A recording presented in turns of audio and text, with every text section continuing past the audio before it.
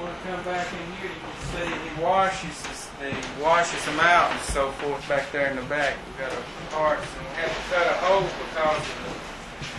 That's my only ventilation I got. Yeah. Well, at least you're not using the hazardous materials up here. Well, this stuff right here. Except the stuff you use to wash the parts with. Right. And all the cleaning. Yeah, so, and that's the secret of these transmissions, cleaning. And so I get some fumey up here some days. I have to walk out. That's why I got a fan over. You see the extra clutches and stuff that's saved over there that didn't use, and you can still use them in some of the other transmissions. Well, let me ask you a real good, easy question. Knowing that you can make at least twice what you're making here at the bus garage. Oh, I come from that. I make double what I make. Why do you work here, or choose to work here? Well, there's two reasons. I got a son that's probably not going to be with me a whole lot longer. He's, they say he never will live to be 7, and he's 18 now. And I can make that. I made that money in Lawrenceburg and traveling, and I need to be close to home. I need to be to where, in the spur of a moment, I can leave. And if you're working in a big, if you're working at Peterbilt and stuff like that, and Nashville and places like that, I don't have that privilege. And the time off that I get here, I get to spend that much more time with my family, and that time means more to me than the money does. So it's more or less the convenience of being able to be close to home, right, and be able to make it to your house in a short period of time. Exactly. But I mean, I've made the big money. I'm 41 years old, and I've done this all my life. I made the big money. Money doesn't mean everything to me. I mean, the time that we have off, we get a lot of time off here. And Danny, if I need to go somewhere or something happens, man, there's no problem. I can leave. Like if I had to leave right now, I can leave. If I stuck up in Nashville, it don't work that way. And it's the same way Southeast carriers and these bigger places, especially when you work on commission, and you make money there, but you have to leave, and it's the wear and tear on your vehicle, and I just don't like to travel. So that's why I'm here. So one of the things, as I understand it, as you're saying here, is that in spite of the dangers and the hazards of this physical building, that you are here primarily because of the relationship you have with other workers and primarily your boss. Right. Well, he's the biggest reason. I'll tell you right now. Somebody else come in here, I don't know if I'd stay or not.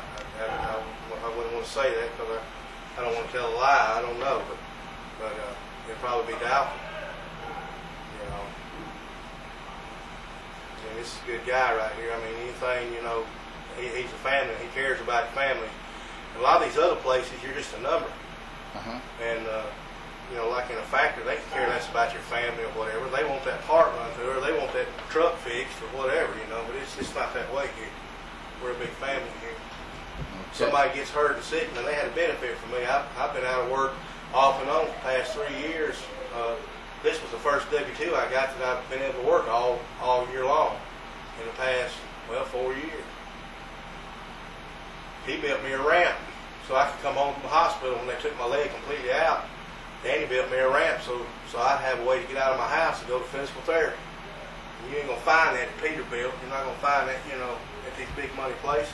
You have that same kind of response and intimacy with the rest of the school system? No, I ain't going to say no. I'm talking about what's down here. Okay. No, I don't want to put you on the spot. No, I'm a Christian feller, and I believe if you tell somebody it ought to be what it ought to be. And you ought not tell a feller something and do right the opposite. I don't go with all that. I don't believe in all that. This is the bathroom. The only bathroom that they have in this place, as you see, is not a whole lot of. You can see it cracked over there too. And again, we got more cracks, more daylight shining in. Just about as much daylight coming in to light up this place as off in the book.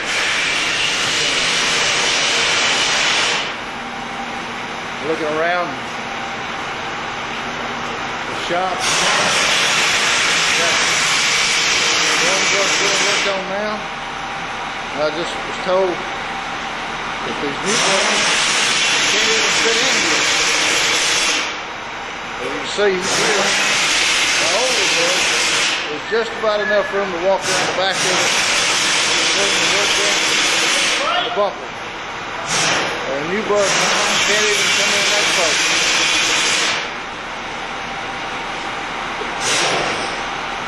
This is one of those grease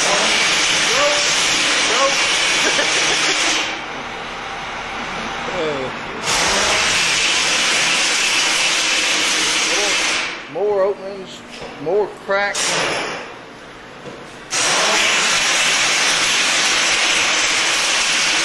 Absolutely no insulation at all. And I guess really it's a good thing there are so many cracks because there's no other ventilation except the cracks. What, two ceiling fans? Yeah, I had them put up a long time.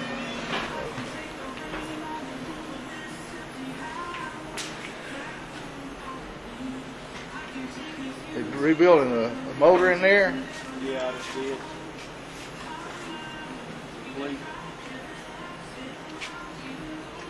How much it cost to rebuild a motor? This would cost about $2,000. If you had it done anywhere else, it'd be about $7,500. Again, quite a bit of savings for people who are barely making minimum wage and qualify for food stamps.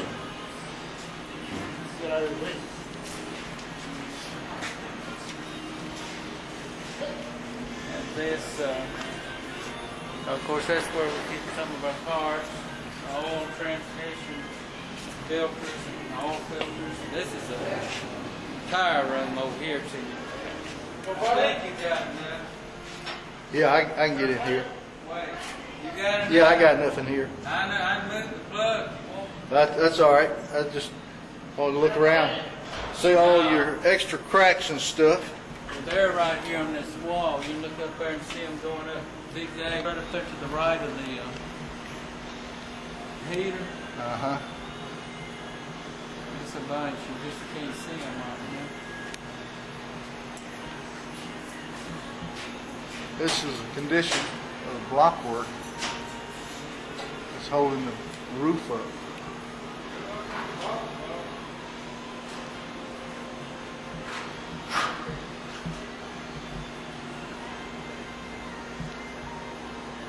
Yet, with the condition of this building, the priority is to put a new annex for office space, the school system. And you can see the cracks up to the end. This is what's going to be the new building for the transmission room.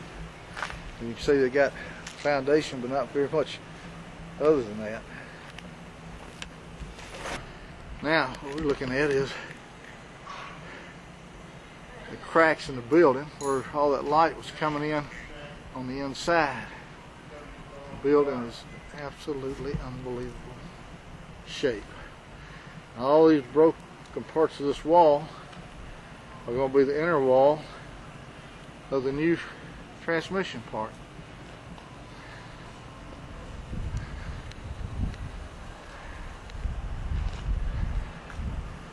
It's not really very difficult to see why it's so cold in that building. People are trying to work. There's cracks every spot.